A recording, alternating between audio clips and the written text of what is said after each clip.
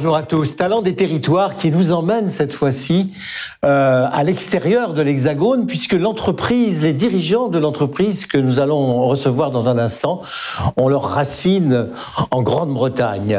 Il s'agit de Hanover, mais qui est très bien implanté en France. Avec nous, Dave Williams, qui est le CEO de cette entreprise, mais qui est aussi, et il nous en parlera dans un instant, le fils du fondateur de cette entreprise, qui a été créée en quelle année ?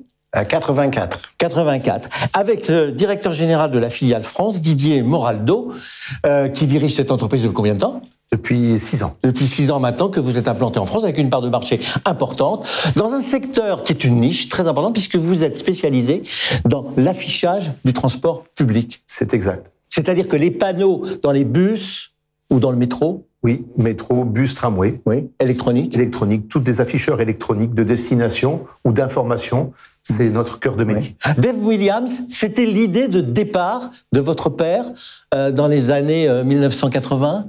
Yes, that's correct. He started the business in the mid-80s and he looked at all sorts of electronic signage, but quickly realized that the economy of scale was in the transport. Oui, avec une part de marché importante en Grande-Bretagne aujourd'hui. Hein. Plus de 80% du marché anglais. Oui. Du marché français. Et 55% du marché français. Une implantation dans le monde entier maintenant, pratiquement, oui, mais principalement quand même en Europe, aux États-Unis, dans le monde occidental. C'est ça. Et en Australie aussi. Voilà. Avec une autre caractéristique, c'est que tout est fabriqué sur le territoire britannique. C'est exact. C'est-à-dire qu'il n'y a pas eu de délocalisation industrielle, comme parfois on s'en plaint beaucoup en France. Non, c'était une volonté de Gavin Williams de pouvoir maîtriser complètement le processus de fabrication depuis la création des cartes électroniques jusqu'au produit final et au logiciel qui permet de le piloter.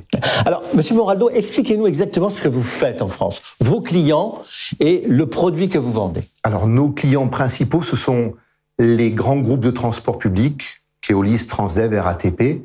Ce sont aussi les constructeurs de véhicules, Iveco, Evobus, MAN, etc.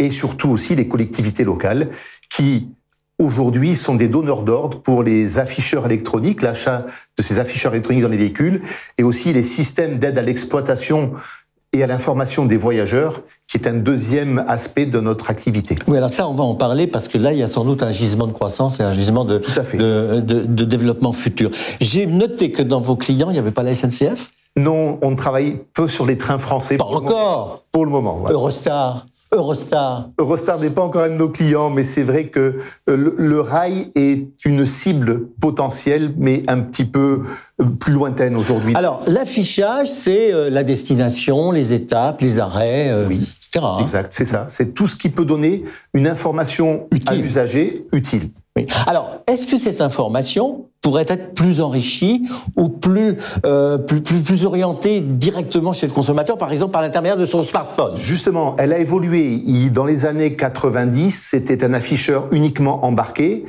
Aujourd'hui, dans les années 2020, on est sur des afficheurs embarqués toujours, plus modernes, avec des TFT qui permettent de donner plus d'informations, mais aussi toute une partie application mobile. Le voyageur peut savoir à tout moment où est son véhicule et à quelle heure il va arriver à l'arrêt. Vous êtes en contact direct avec le public, hein, puisque vous intéressez le consommateur qui vous regarde quotidiennement.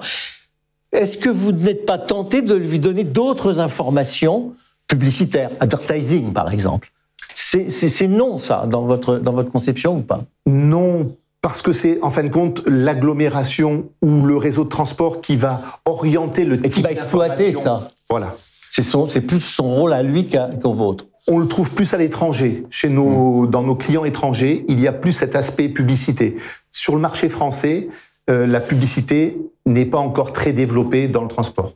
Et il n'y a pas de cousinage possible avec des gens comme les affichages Deco, par exemple, les abribus ? Oui, parce qu'il peut y avoir d'affichage. Il y a de l'affichage. On installe des afficheurs dans des abribus Deco ou autres, avec leur accord, bien sûr.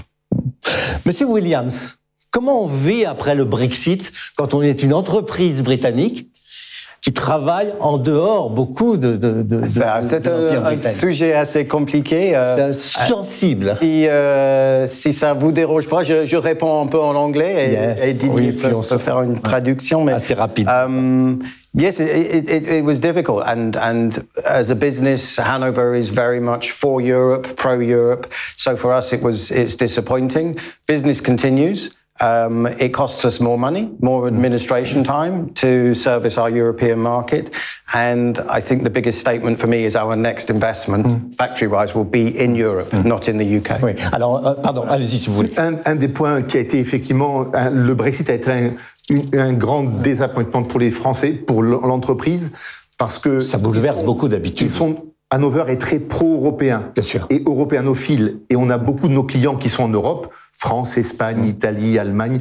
Donc ça a été un grand choc, et il a surtout fallu aussi que ça générait des coûts supplémentaires, des difficultés supplémentaires administratives, mais on arrive à passer ce cap en ce moment. Comment vous voyez l'évolution de votre métier, compte tenu de l'évolution du transport public et du transport commun?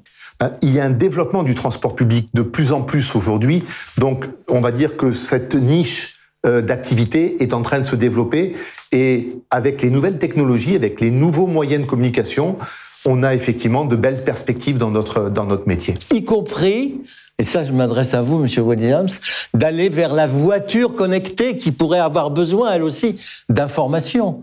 Elon Musk needs you.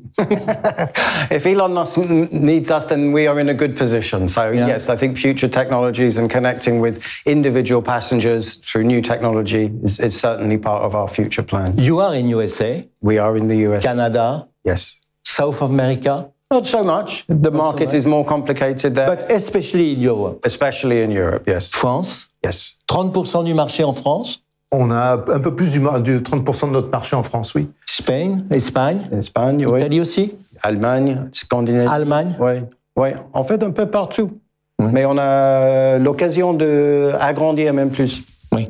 Avec un système de production qui est quand même très concentré en Grande-Bretagne, est-ce qu'il n'y a pas une demande de déconcentration sur l'Europe? Oui. Ce que disait un peu M. Williams il y a un instant, voilà, Dave, qu'on n'a pas traduit. On va devoir créer une usine en Europe, justement par rapport au Brexit, et pour aussi répondre à la demande croissante du marché européen. Did you choose the place exactly where you build the factory? Pas exactement, mais probablement en Pologne ou en Allemagne de l'Est. Oui.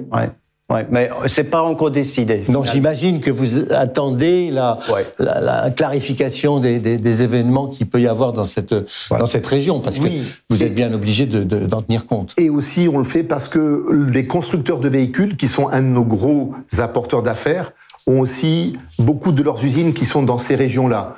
Pologne, République Tchécoslovaquie. Il y a beaucoup de constructeurs dans ces régions, donc il faut qu'on soit proche d'eux. Et vous avez choisi, d'installer la filiale française, the French, in the South. C'était le choix de Didier, je crois. Dans le Midi, à Saint-Laurent-du-Var. Oui, voilà, c'est un choix que... Mais que les Anglais partagent, parce que c'était chez eux. On a bénéficié beaucoup. Voilà, mais parce qu'effectivement, le sud de la France, ça attire beaucoup de monde, et c'est quand même plus agréable de venir voir nos collègues dans le sud de la France que juste pas très loin de chez eux. Et vous aviez besoin de talents qui existent dans cette région et qui n'existe pas ailleurs. Je pense notamment à Sophia Antipolis. Oui, tout à fait. Sophia Antipolis est un nid d'ingénieurs. Il y a beaucoup d'écoles d'ingénieurs. Il y a beaucoup de grandes entreprises de la haute technologie. Et on avait besoin de ces talents-là pour pouvoir développer nos solutions. David Williams, merci beaucoup. Thank you very much. Je vous en prie. Merci à vous. Je vous remercie. Je rappelle que Hanover Display, c'est le nom exact de la société. Il y a évidemment site internet.com.fr, mais vous retrouvez tout ça aussi sur le site de Talent des Territoires. À très bientôt.